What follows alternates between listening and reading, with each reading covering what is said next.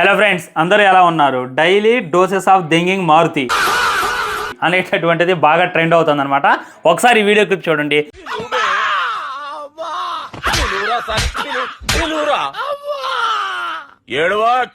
ఇది కూడా బాగా ట్రెండ్ అవుతుంది. అండ్ ఒకసారి ఇది చూడండి. ఈ ఫోటో ఎక్కడో చూసినట్టుంది, ఎక్కడో విన్నట్టుంది కదా. ఇదేంటో తెలుసా? మన మారుతి కొల్లా లగ్జూరియా డైరెక్ట్గా మన రాజసాబ్ సినిమా అప్పుడు తను చెప్పిండు, ఇది నా ఇంటి అడ్రస్, అక్కడ ఉంటా డైరెక్ట్గా వచ్చేయండి అని చెప్పి ఒక ఇంటి అడ్రస్ అయితే చెప్పిండు. సో చాలామంది అభిమానులు ఇంటి దగ్గరికి వెళ్ళి ఫోటోలు పెడుతున్నారు. మారుతి మేము ఇంటికాడే ఉన్నాం, బయటికి రా, డిస్కషన్ చేద్దాం, బయటికి రా నా కొడక అన్నట్టు బాగా వార్నింగ్లు పాస్ చేస్తున్నారు. మొన్నటిదాకా బాగా డిఫెండ్ చేశారనమాట. ఎగ్జాంపుల్ చెప్పానంటే, నేను ప్రభాస్ అభిమాని, ఈ విషయం మీ అందరికీ తెలుసు. రాజసాబ్ సినిమాకి వెళ్ళొచ్చి నాకు నచ్చలేదు అని చెప్పి డైరెక్ట్గా చెప్పాను. ఆ తర్వాత రివ్యూ డిలీట్ చేయి బ్రో, రివ్యూని మార్చు బ్రో, ఇంకో రివ్యూ అప్లోడ్ చేయి బ్రో అని చెప్పి చాలామంది ట్రోల్ చేశారు, చాలామంది నోటుకు వచ్చినట్టు తిట్టారు. ఇవన్నీ పడ్డా. సో అందరూ ఏమన్నారంటే, నువ్వు మా దారిలోకి వచ్చాయన్నారు. నేను ఇలా వాళ్ళ మాట లేదనమాట. నేను మీ దారిలోకి రాను, మీరే నా దారిలోకి వస్తారు, జస్ట్ వెయిట్ చేయండి అని చెప్పా. అప్పటికి కూడా చాలామంది బాహుబలితో కంపారిజన్ చేసాడు. బాహుబలి చూసుకున్నట్లయితే డే 1 నెగిటివ్ టాక్ వచ్చింది. అదేవిధంగా రాజసాబుకు కూడా డే 1 నెగిటివ్ టాక్ వచ్చింది. అండ్ మన మారుతి కూడా డైరెక్ట్గా చెప్పడం, మన సినిమా ఫస్ట్ 10 రోజులు అలానే ఉంటుందన్న, ఆ తర్వాత మంచి టాక్ వస్తుందన్న అని చెప్పి మారుతి చెప్పటం. అండ్ ఇది చాలా పంచాయతీలు నడిచింది అనమాట. నడిచిన తర్వాత ఇవాళ చూసుకున్నట్లయితే ప్రభాస్ ఫ్యాన్స్ రియాలిటీలోకి వచ్చారు. నిజంగా ఇది అభిమానం అంటే. నేనైతే ఇది నొప్పుకుంటాను అనమాట. ఒకసారి మీరు ఎక్స్ ఓపెన్ చేసి చూడండి, ట్రెండింగ్లో ఉంది. డైలీ డోసెస్ ఆఫ్ దెంగింగ్ మారుతి అను, మారుతి బయటికి రా, బయోకాట్ మారుతి ఫిలిం అని చెప్పి బాగా ట్రెండ్ అవుతుంది అనమాట. బాగా ట్రోల్ అవుతుంది. మారుతితో పాటు మన ఎస్కేఎన్ కూడా ట్యాగ్ చేసి మరీ పచ్చిగా తిడుతున్నారు, పచ్చిగా ట్రోల్ చేస్తున్నారు. అసలు ఏమైంది సడన్గా? ఇప్పటిదాకా మారుతికి సపోర్ట్ చేసిన వాళ్ళు, ఇప్పటిదాకా రాజసాబ్ సినిమాగా హైప్ ఇచ్చిన వాళ్ళు, సడన్గా ప్రభాస్ ఫ్యాన్స్ ఇలా ఎదురు తిరగడానికి గల కారణం ఏంది? సినిమా ఎంత లాస్ని ఇచ్చేసింది అనేటటువంటిది అంతా కూడా ఈరోజు ఈ వీడియోలో డీటెయిల్గా మాట్లాడుకునేటటువంటి ప్రయత్నం చేద్దాం. నేను తెలుసు కదా మీకు, నేనైతే డైరెక్ట్గా చెప్పిన అనమాట, రాజసాబ్ సినిమాకి చాలా లాస్ వచ్చింది అని చెప్పి తను డైరెక్ట్గా చెప్పిండు. ఆయన చూసుకున్నట్లయితే ప్రముఖ ప్రొడ్యూసర్, ఆల్రెడీ వేరే సినిమాల మీద ఆయన దుమ్మెత్తిపోయాడు, సినిమా రన్ టైం అయిపోయింది అనేటటువంటిది ఆయన ఉద్దేశం. దానివల్లే ఆయనతో చెప్తున్నాను అనమాట. అండ్ మనం చూసుకున్నట్లయితే ఫ్యామిలీతో నేను రాజసాబ్ సినిమా చూద్దామని చెప్పి వెళ్తే నాకు గుండె తరుక్కుపోయింది భయ్య. సీరియస్లీ ఒక 10 మంది కూడా లేరు థియేటర్లో. అరే అసలు ప్రభాస్ అన్న సినిమా అని అన్నారు. ఇది ప్రభాస్ అన్న సినిమా నాకు బాగా గుర్తుంది. నెగిటివ్ టాక్ వచ్చినటువంటి రాధేశ్యామ్ సైతం కనీసం వాడింది. సో తర్వాత వచ్చిన వాళ్ళు భయపడుతున్నారు అనమాట. ఏంది బ్రో అంత భయపడుతున్నారు, అంత టెన్షన్ అవుతున్నారు? బ్రో మేము మొన్న ఇంతే వచ్చాం, షో క్యాన్సిల్ చేశారు, జనం తక్కువ వచ్చారని, ఈసారి కూడా అలాంటి జరిగిద్దేమో అని చెప్పి మాకు భయం అవుతుంది అని చెప్పి అతను చెప్పిన తర్వాత నిజంగా బాధగా అనిపించింది. నిజంగా ఒక రకమైనటువంటి ఫీలింగ్ వచ్చింది. ఇది కాదే ప్రభాస్ అన్న సినిమా. నెగిటివ్ టాక్తో సైతం మంచి కలెక్షన్స్ కొట్టగలడు, నెగిటివ్ టాక్తో సైతం జనాలు రప్పించుకోగలడు. మరి ఇలా ఎందుకు జరిగింది? చాలామంది ఏమన్నారు, ఇది బాహుబలి బ్రో, బాహుబలికి డే 1 నెగిటివ్ వచ్చింది బ్రో, తర్వాత మంచి పాజిటివ్ వచ్చిందని. మరి ఏది పాజిటివ్ కానరావాలి కదా. మీకు ఎక్కడైనా పాజిటివ్ కానొస్తుందా? మీకు ఎక్కడైనా హౌస్ఫుల్ కానొస్తుందా? ఎవర్ గ్రీన్ అయితే నడుస్తుంది. ఎంత లాస్ వచ్చింది అనేటటువంటిది డీటెయిల్గా మాట్లాడుకుంటే, సినిమాకు చూసుకున్నట్లయితే వీళ్ళు చెప్పిన దాని లెక్కల ప్రకారం 450 కోట్ల పెట్టుబడి అయితే పెట్టారు ఫ్రెండ్స్. అటు ఇటుగా సినిమా ఎట్ట లేదన్నా కానీ ఒక 800 కోట్లు వసూలు చేయగలిగితే సినిమాని యావరేజ్ అనొచ్చు. సినిమాకు పెట్టినటువంటి పెట్టుబడి మొత్తం కూడా రికవరీ చేసింది, హిట్గా అయితే దాన్ని పరిగణించవచ్చు. కానీ సినిమా చూసుకున్నట్లయితే అటు ఇటుగా చాలా తక్కువ కలెక్షన్స్, చాలా లో కలెక్షన్స్. వీళ్ళైతే 250 కోట్లు కొట్టింది, 300 కోట్లు కొట్టింది అనేటటువంటిది వేస్తున్నారులే. కానీ నెట్ కలెక్షన్స్ గట్టిగా మాట్లాడితే 150 కోట్లు కూడా రాలేదు. ఇది మరీ దారుణం బ్రో. మరి 150 కోట్ల నెట్ కలెక్షన్స్ వచ్చాయని చెప్పి నువ్వు చెప్తున్నావు, 450 కోట్లు పెట్టుబడి పెట్టారని చెప్పి కూడా నువ్వే చెప్తున్నావు. ఈ లెక్కన మాట్లాడుకుంటే 200 కోట్లు కదా నష్టం అంటే అలా ఏం లేదు. ముందుగానే వీళ్ళు ఓటీటీకి అయితే అమ్ముకున్నారు. అటు ఇటుగా ఒక 150 కోట్లకే ఓటీటీ డీల్ని అయితే క్లోజ్ చేసేటటువంటి ప్రయత్నం చేశారు. కానీ అటు ఇటుగా అయితే 100 కోట్లకు పోయింది. టెలివిజన్ రైట్స్, ఓటీటీ రైట్స్తో కలిపి అటు ఇటుగా ఒక 150 కోట్లకు అమ్ముడుపోయింది. సో ఇక్కడ చూసుకున్నట్టయితే 150 కోట్లు, ఇంకో 150 కోట్లు, మొత్తం మీద 300 కోట్లు కవర్ చేసినా కానీ ఇంకో 100 కోట్ల నష్టాన్ని అయితే రాజసాబ్ అయితే మనకు మిగిల్చిందనమాట.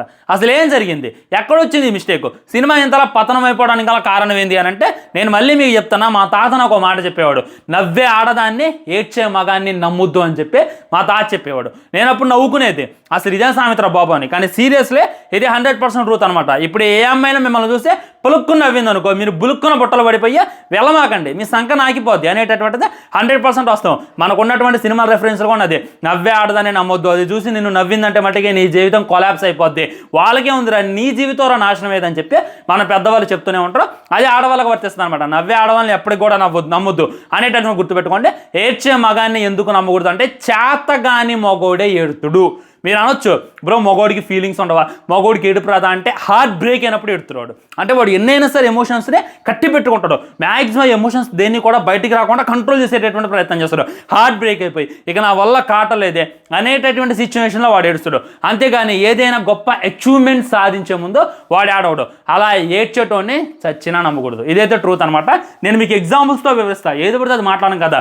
మన ఓం రావు గుర్తుందా లేదా, ఆదిపురుష్ సినిమా టీజర్ రిలీజ్ అయినప్పుడు భయంకరంగా తను ట్రోల్ చేశారు. ఆ తర్వాత మన భద్రాచలంలోన తిరుపతిలో ప్రీ రిలీజ్ ఈవెంట్ అయితే జరిగింది. ఓహమ్మో అక్కడ ఓంరావు చేసినటువంటి ఓవర్ యాక్షన్ అంతా ఇంత కాదు, హనుమంతుల వారి కోసం ఒక సీట్ కేటాయించండి అనేటటువంటి చెప్పిండు. అసలు ఒకటే ఏడుపు ఆ రోజు. ఇక దాంతో ప్రభాస్ అన్న కూడా ఓదార్చింది అనమాట. ఆ తర్వాత కొద్దిగా రివర్స్ అయ్యి సీన్ రివర్స్ అయింది. ప్రతి ఒక్కళ్ళు ఇదేనా రామాయణాన్ని చూపించేటటువంటి పద్ధతి. అసలు మన రావణ్ చూసుకున్నట్లయితే తను బ్రాహ్మణ్స్, తను శాకాహారి, తను మాంసం ముట్టుకోవడం ఏంది, మన శ్రీరామచంద్రుడు ఎదురుగా సీతను ఎత్తపోవడం ఏంది, ఏం లంగా సినిమా తీసావురా ఓంరావు అని చెప్పి ప్రతి ఒక్కరు తను ట్రోల్ చేశారు, ప్రతి ఒక్కరు తను తిట్టారు. ఇక ఆ తర్వాత అసలు నేను తీసింది రామాయణమే కాదు, రామాయణానికి దీనికి సంబంధమే లేదు అని చెప్పి ప్లేట్ పెరాయించింది అనమాట. సో సినిమా రిలీజ్ కన్నా ముందు మస్తు ఏడ్చిండు మనోడు, మస్తు ఓవర్ యాక్షన్ చేసిండు. సినిమా రిలీజ్ అయిన తర్వాత అర్థమైంది. సో అక్కడ ఏడ్చేవాడిని నమ్మకూడదు అని చెప్పి నేను అప్పుడే అనుకున్నా. మళ్ళీ మన వార్త చూసుకున్నట్లయితే మాట్లాడుతూ నేను మీ ముందు మాట్లాడలేను అని చెప్పి మస్తు ఓవర్ యాక్షన్ చేసిండు. ఇది మామూలు ఓవర్ యాక్షన్ కాదు. మళ్ళీ ప్రభాస్ అన్న అప్పటికే ప్రభాస్ అన్నకు అర్థం కావాల్సింది ఏదో కథలా ఉంది అని అర్థం చేసుకొని స్పీచ్ ఆ రేంజ్లో ఇవ్వకుండా ఉంటే చాలా బాగుండేది. అలానే ఏడ్చింది అనమాట. అప్పుడు ఓంరావు ఏడ్చి ప్రభాస్ ఫ్యాన్స్ అందరినీ బకరా చేసిండు. ఇప్పుడు మారుతి కూడా ఏడ్చి మనందరినీ కూడా బకరా చేసిండు అనేటటువంటిది 100కి 100% వాస్తవం ఫ్రెండ్స్. ఇది మీ కళ్ళు ఎదురుగా కానొస్తూనే ఉందన్నమాట. సో మనోడు చేసినటువంటి మిస్టేక్స్ ఏంటంటే ముందు ఓవర్ కాన్ఫిడెన్స్, అడ్రస్ ఇవ్వటం. అస్సలు బాహుబలి తీసినటువంటి రాజమౌళి గారని అడ్రస్ ఇవ్వరు, కల్కి తీసినటువంటి నాగశ్విని అడ్రస్ ఇవ్వరు, త్రిబుల్ తీసిన రాజమౌళి, గొప్ప సినిమాలు తీసిన ఎవరు కూడా అంత కాన్ఫిడెంట్గా అడ్రస్ ఎవరు. కానీ మనోడైతే అడ్రస్ ఇచ్చిండు, ఏదో పెద్ద ఇంటర్స్టెల్లార్ తీసినట్టు, ఏదో పెద్ద ఇది తీసినట్టు. ఎందాలో ఒక ట్వీట్ చూసా, ఒకసారి ఈ ట్వీట్ చూడండి. నువ్వు మైండ్ గేమ్ తీస్తున్నావా, నీకేం మైండ్ లేదు, నువ్వు మైండ్ గేమ్ తీయడం ఏంటి అని చెప్పి డైరెక్ట్గా మారుతూనే చేస్తున్నారనమాట. సో ముందు అడ్రస్ ఇవ్వటం ఇది ఒక మైండ్ గేమ్, ముందు ఎవరికి అర్థం కాదు తర్వాత అర్థమైంది అనేటటువంటి సొల్లు కబుర్లు చెప్పడం. దీనికి తగ్గట్టు ఎస్కేఎన్ ఆయన ఏదనంటే మొన్న నాది స్టోరీ కూడా పెట్టిందంట, నాకు ఆ విషయం తెలియదు. ముందు మనోడు ఏందో క్రియేటివ్ డైరెక్టర్ అంట, క్రియేటివ్ డైరెక్టర్ క్రియేటివ్ ప్రొడ్యూసర్ నాకైతే తెలియదు. అలా రాజాసాబ్కి తనకు ఏమాత్రం సంబంధం లేకపోయినా కానీ స్టేజ్ మీద కొట్టి ఓవర్ యాక్షన్ చేయడం వల్ల సగం మింగింది అనేటటువంటిది మళ్ళీ గుర్తుపెట్టుకోండి. మీరు చెప్పండి భయ్యా, ఎంట్రీలో ప్రాపర్గా సాంగ్ని ప్లాన్ చేసిందా, ఎంట్రీలో ప్రాపర్గా అంత పెద్ద మాస్ హీరో తిరుగుతున్నప్పుడు, నువ్వు ఇంత కమర్షియల్ సినిమా తీస్తున్నప్పుడు ఎంట్రీ ఎలా ఉండాలి, హీరో ఎంట్రీ ఎలా ఉండాలి, ఆ సాంగ్ ముందు వచ్చేటటువంటి ప్లేస్మెంట్ ఎలా ఉండాలి, ఒక డైలాగ్ ఉండాలి, ఒక ఫైట్ ఉండాలి. అది బేసిక్. చిన్న డైరెక్టర్ అయినా సరే ఆ విషయం చేస్తారు. అలా నువ్వు చేసావా, చేయలేదు. రాగానే సాంగ్ అనమాట. అండ్ ప్రాపర్ లవ్ స్టోరీ ఉందా, ముగ్గురు హీరోయిన్లు పెట్టినవే పేరుకే, ఒక్క హీరోయిన్తో అయినా సరే సరైనటువంటి లవ్ స్టోరీ ఉందా అనేటటువంటిది మీరే ఉంచుకోవాలి. సాంగ్స్ పెట్టాలంటే పెట్టావు, సరైనటువంటి ప్లేస్మెంట్లో పెట్టినవా, స్టోరీని సరిగ్గా అర్థమయ్యేటట్టు తీసినవా. కొసేపేమో గంగాదేవ్ అంటావు, కొసేపేమో కనకరాజు అంటావు, కొసేపేమో మహల్ అంటావు, కొసేపేమో డబ్ అంటావు, కొసేపేమో అదంటావు. ప్రభాస్ అన్న భయపడతారు కానీ భయపడుతున్నట్టు మనకు అనిపిస్తుంది అనమాట. ఆ ఫైట్స్ అన్న చక్కగా పెట్టాం అనేటటువంటిది నాకే అర్థం కాలేదనమాట. ఈ విధంగా సినిమాని అయితే నాశనం చేసి పడేసిండు మారితే. సో నేను మీకు ప్రభాస్ మ్యాచ్ మీకు చెప్పేది ఏంటంటే ఇదైతే వదిలేమాకండి. ఎవడైనా సరే స్టేజ్ మీదకి వచ్చడం, వాగడం అది ఇదైపోయింది అనమాట. ఒక స్టార్ హీరో దొరికినప్పుడు ఒకసారి ఇమేజ్ కూడా చూడండి. ఇది మన ప్రభాస్ అన్న కారు. ప్రభాస్ అన్న కారుని మారుతి ఏ రేంజ్లో వాడుకుంటో తెలుసా. ప్రభాస్ కార్ని వాడుకున్న దాంట్లో కనీసం 10% ప్రభాస్ని వాడుకున్నట్లయితే ఈరోజు పరిస్థితి ఈ విధంగా ఉండేది కాదు. ఎస్కే అనేది ఇంత పెద్ద ఫామ్ రిలీజ్ చేసిండు. వాడికి ఒక ప్లాన్ ఉందంట, ఒక పద్ధతి ఉందంట. ప్లాన్ ఉన్నాడైతే ఈ విధంగా మూవీస్లో డిలీట్ సీన్ చేస్తారా. అసలు ఓల్డ్ గటప్ కోసమే చాలా మంది థియేటర్కి వెళ్తే ఆ సీన్ని డిలీట్ చేసి మళ్ళీ 4 రోజుల తర్వాత యాడ్ చేస్తావా. ఈ విధంగా ఒక ప్లాన్ లేదు, ఒక పద్ధతి లేదు, ఒక స్టోరీ చెప్పేది లేదు. అసలు ఏమీ చేతకంటే డైరెక్టర్ ఎవడని ఉన్నా అంటే ఖచ్చితంగా మన మారుతి అని చెప్తా. మారుతిని క్వశ్చన్ చేసి అంత తోడివారు నువ్వు అంటే 100% చేస్తా. ఎందుకంటే ఆయన తీసిందే ఇంటర్స్టెల్లార్ కాదు, నార్మల్ సినిమా నువ్వు తీసినావు. ఆల్రెడీ నేను ఓం రావుత్ని కూడా నోటుకొచ్చిన చెప్తా. ఓం రావుత్ నువ్వు తోపనంటే అదే బడ్జెట్ ప్రభాస్ నాకు ఇవ్వనండి, నేను ఎందుకు చూపిస్తా. సో ఇదే 450 కోట్లు ప్రభాస్ నాకు అప్పు చెప్పండి, ప్రభాస్ ఏంది అని చెప్పి నేను చూపిస్తా. నువ్వు మారుతి కన్నా తోప, ఓం రోత్ కన్నా తోప అంటే తోపేరా బాయ్, బరాబర్ తోపే. నువ్వు ఒక షార్ట్ ఫిల్మ్ అన్నా తీరా నీ జీవితంలో అంటే, అరే నీ అబ్బా ఒక రెస్టారెంట్కి వెళ్ళి బిర్యానీ తింటాం, బాగుందో లేదో చెప్తాం, బాగలేదు అన్నంత మాత్రం నువ్వు బిర్యానీ ఉండరు అంటే ఎంత కామెడీగా ఉంటుంది. బిర్యానీ చెఫ్స్ ఉండాలి, రెస్టారెంట్ ఉండాలి, దాని దీన్ని టేస్ట్ ఏంది అనేటటువంటిది మనం చెప్పాలి. సినిమా కూడా అంతే, సినిమా వాళ్ళే తీయాలి. ఇక మేమే తీస్తే వాళ్ళు కొడవడానికి అని చెప్పి మళ్ళీ గుర్తుపెట్టుకోవాలన్నమాట. అది ఇక మారుతి అన్ను ఈ రాజసాబ్ టాపిక్ వచ్చినప్పుడల్లా నాలో అయితే ఇక రావణ్ ఫర్ యూ కూడా బయటకు తన్నేస్తాడు. మీకు అందరికీ అది అర్థమైన అలా ఉంటా ఫ్రెండ్స్. ఇదే లాస్ట్ వీడియో రాజసాబ్ మీద.